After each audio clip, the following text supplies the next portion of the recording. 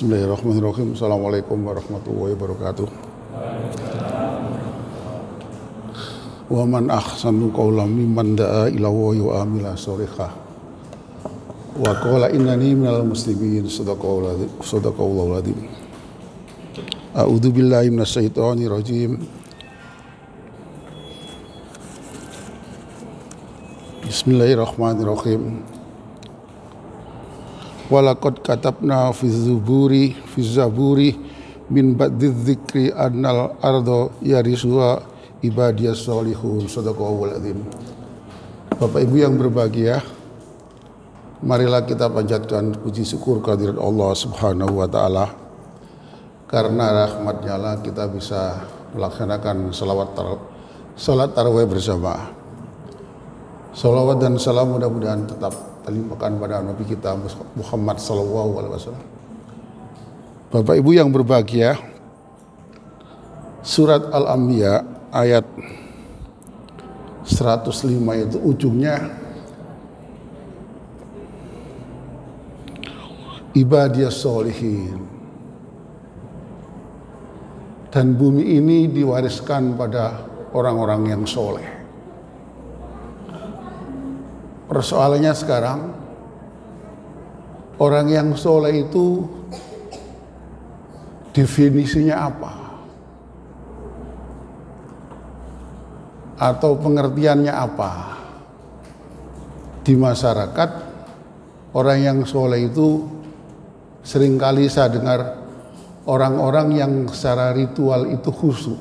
Sholatnya ajek, istiqomah, tepat waktu, bahkan melaksanakan hadis di awal waktu gitu. Tapi saya boleh jadi bisa berbeda pendapat, dan itu tidak apa-apa dalam rangka mencari kebenaran. Itu berbeda pendapat itu keniscayaan.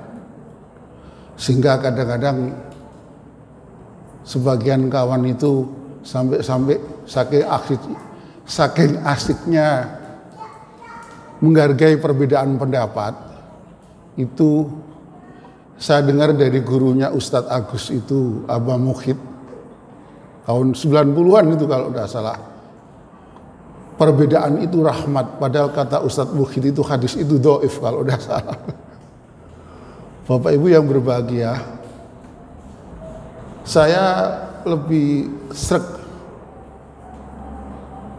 soleh itu mengambil dari apa yang disampaikan oleh,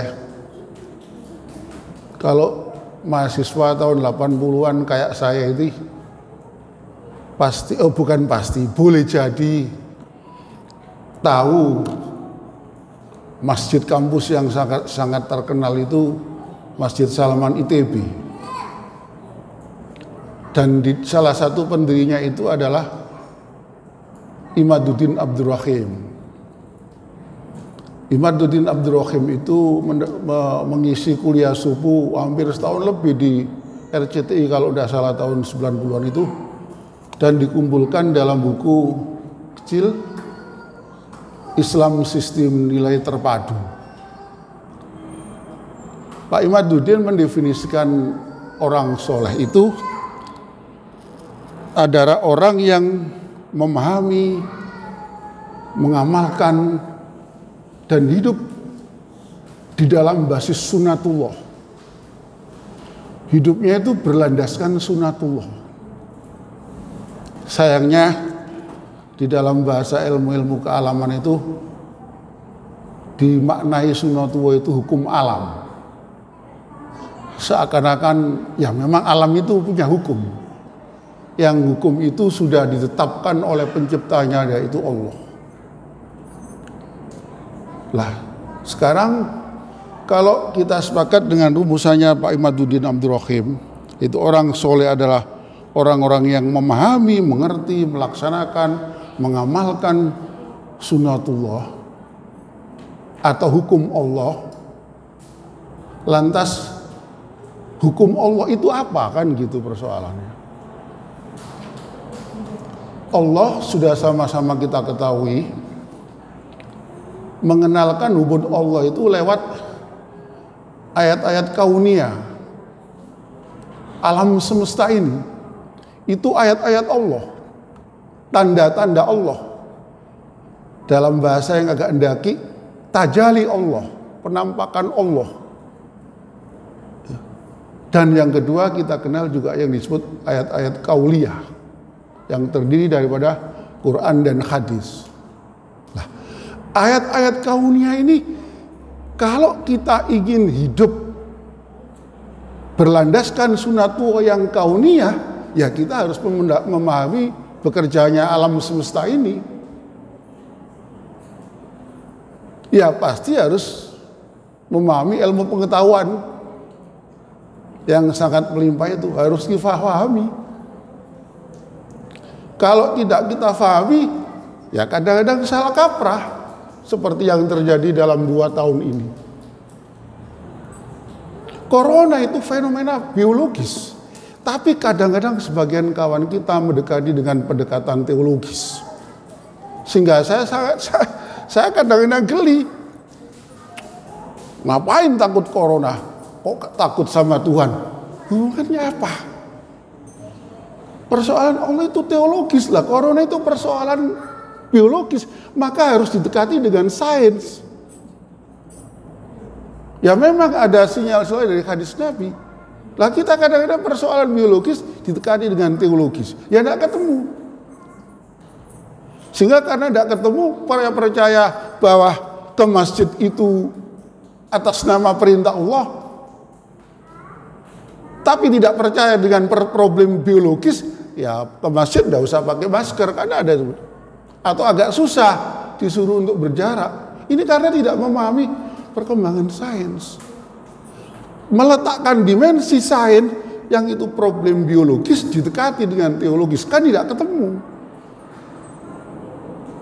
Nah ini masih problem di lingkungan orang Islam.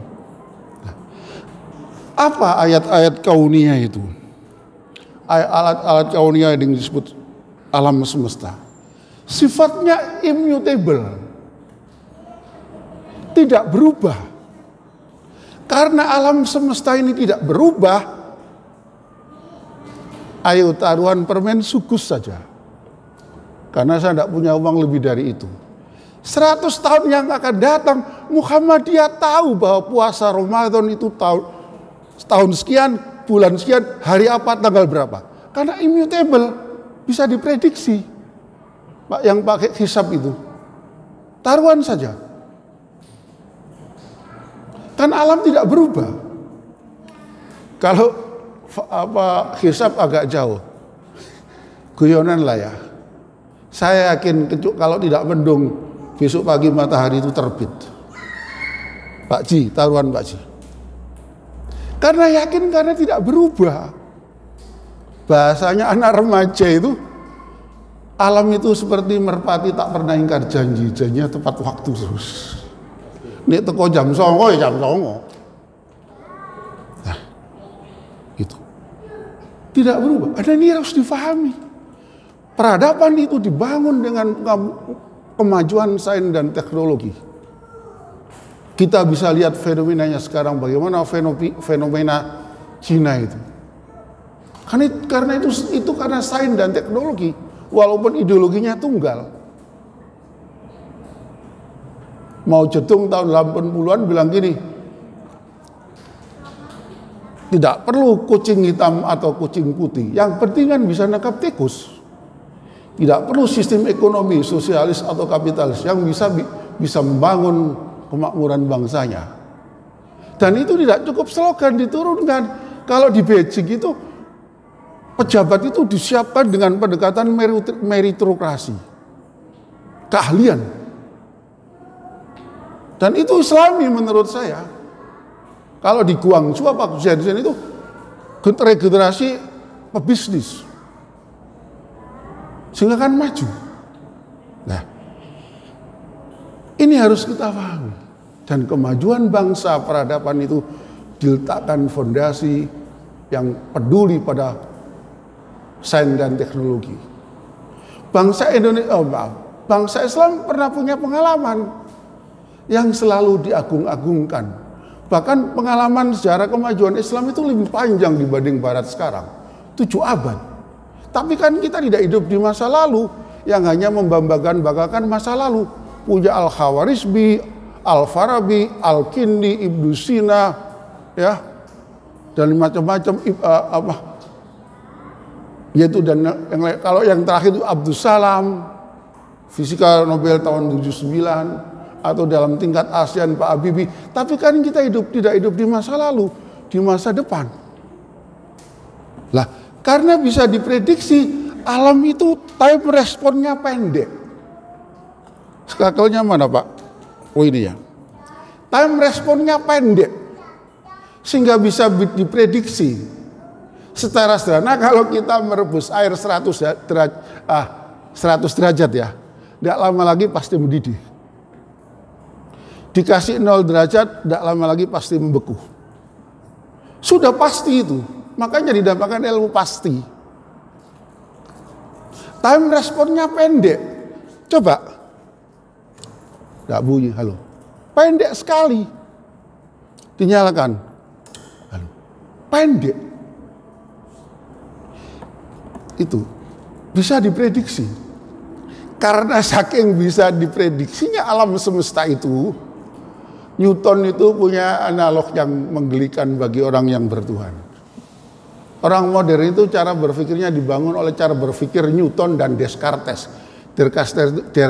René Descartes, orang Prancis itu perintis paham rasionalisme. Sesuatu itu harus rasional, masuk akal. Newton karena bisa memprediksi bekerjanya alam, Newton itu menganalogkan Allah setelah menciptakan alam itu seperti seorang pencipta arloji dengan arlojinya. Bekerjanya arloji kan tidak ada intervensi lagi dari pencipta arloji kan. Sehingga maaf bahasa Jawanya, fi sitati ayyam, Allah menciptakan alam semesta dengan 6 masa, dan itu sudah dibuktikan dalam teori Big Bang fisika. Ya. Nganggur. Tidak ada intervensi. Itu cara berpikir Newtonian, Sir Isaac Newton. Dipadu dengan rasionalisme, sehingga orang modern itu dalam rangka mengembangkan desain itu logikanya disebut logika Newtonian dan Cartesian. Sehingga karena tidak rasional, sesuatu yang ada dan tidak bisa dibuktikan secara empiris tidak dipercayai. Nyawa, pertanyaan kubur, akhirat tidak dipercaya karena tidak empiris. Sehingga saking percaya empirisme itu tidak ada percaya mereka akhirat, tidak ada pertanyaan kubur. Lah kalau tidak ada akhirat, wong apik wong elek padha ae. Tidak ada pertanggungjawaban individual kan? Makanya enak percaya pada Allah itu. Hati-hati kita berbuat. Apa konsekuensinya di akhirat nanti?